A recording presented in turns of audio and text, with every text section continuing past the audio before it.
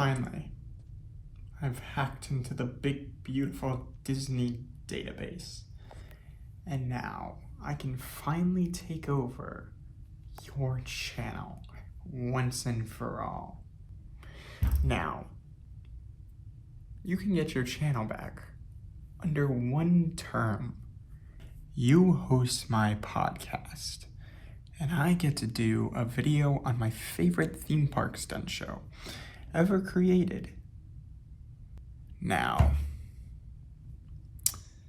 write me that script and get it to me as soon as possible, or you lose your channel forever and your sponsorships. I'll take that money. I'll put it towards keeping you on the podcast, because you never come back on the podcast after your first viewing or your first guesting. But since you've accepted the terms, I'll lay off for now. Growing up, I was absolutely obsessed with the Florida version of Life's Mother's Action.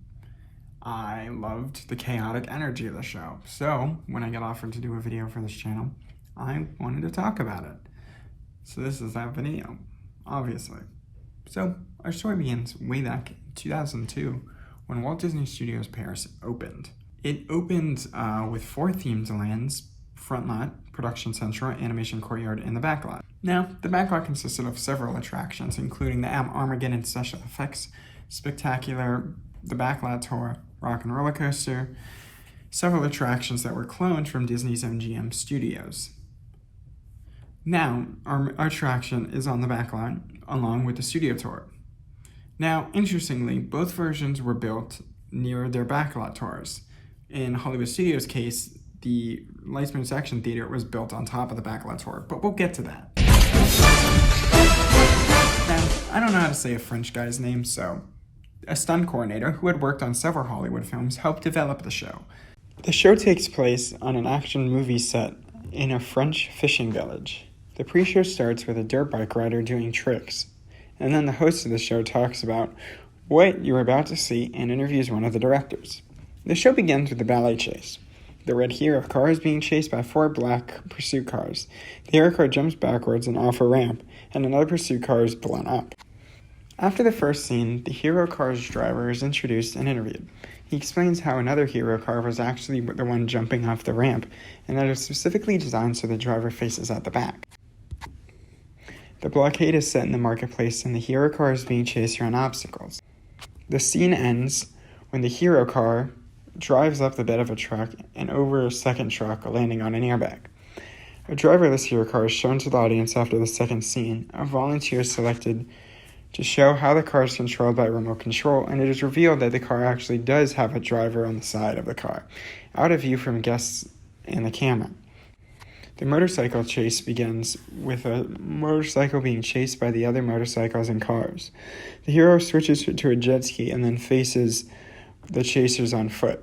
The scene ends with one of the pursuit motorcycles riders catching fire. He is okay though, because the suit he's wearing is fireproof, and he can safely be set on fire. After they explain the fire suit, the movie is shown on screen. Suddenly the hero car drives onto the set. He drives behind the set and reemerges down a ramp and across the canal. As fireworks and explosions are set off, the hero car exits through a tunnel under the stands. More than 40 vehicles make up the show. Some of them appear, while some of them are stored in the maintenance garage backstage. The hero cars are specifically designed, while the black cars are corrosorless. All the cars are reinforced with rally roll cages for safety. They are powered by 1,400 cc and 150 HP motorcycle engines, which are located behind the driver's seat. The drivers wear heavy suits for protection. A cooling system is located in the back of the cars to pump water through the suits. Herbie would make an appearance on the screen and in person during one of the breaks in the show when the next scene is being set up. Motors Action has been seen by over 9 million people. This makes it one of the most viewed stunt shows ever. During the happiest celebration on Earth, Disney World and the rest of the Disney parks celebrated Disneyland's 50th anniversary, since that year is also 50 years of the Disney parks. So, Lights, Motors, Action came to Disney's Hollywood Studios. The stadium would take up the space formerly occupied by the Residential Street, an area featured on the Backlot Tour. This Backlot Tour area featured the famous set of the Golden Girls TV show and various other houses filmed on live TV.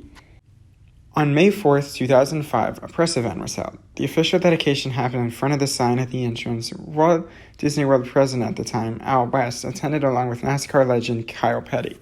The show was genuinely exhilarating and entertaining while it was painfully dated. It felt convincing. So, nothing more to say, really? You're still here? Fine. I ran about it then. Lights, Motors, Action was one of the most incredible theme park stunt shows ever made, only topped recently by the Born Stuntacular at Universal Studios Orlando. It was technologically groundbreaking for the time. Disney put a lot of effort into the show to make it a convincing stunt show. Not only did they hire one of the best stunt directors at the time, who had worked on countless films such as James Bond films, Mission Impossible, the Fast and Furious films, several things. But, I'm one of the few people who appreciate this show.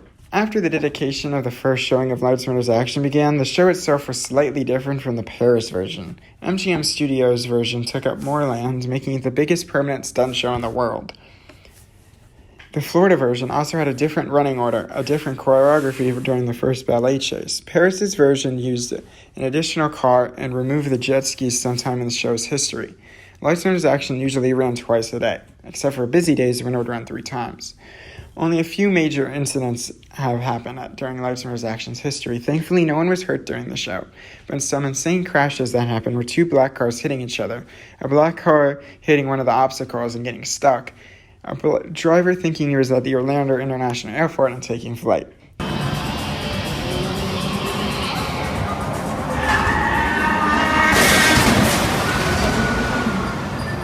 Thankfully, no drivers were killed or injured during any of these crashes.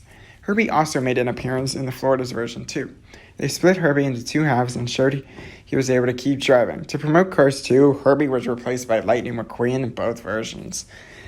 This change really made me angry, and it lasted way longer than it should have for a cross-promotion for a movie that really wasn't that great. Lights, Motors, Action was very successful until January 15th, 2016, when Disney announced that Lights, Motors, Action would be closing on April 2nd, 2016, along with Streets of America. The show would close to make room for Toy Story Land and Star Wars Land, which was announced the previous year. April 2nd, 2016 was a bittersweet day. On one hand, it was when Star Wars Land was on the way. On the other hand, Lights, Motors, Action had its final performance. Because of this, the hero car smashed through the door on its way down the ramp. For the last time, jumped the water and through the exit tunnel.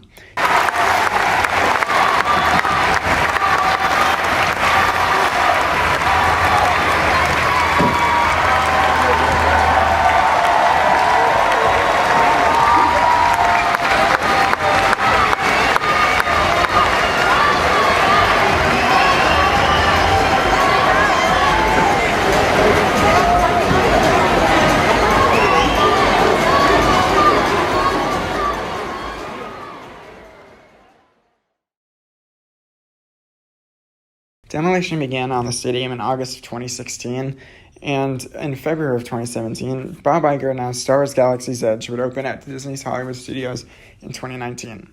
Motors Action over in Disney's Paris remained open. A few cars from Hollywood Studios were sent over to Paris. The unlucky cars were scrapped. The Paris version of the show ran until March 12th, 2020, when Disneyland Paris Studios closed to the pandemic.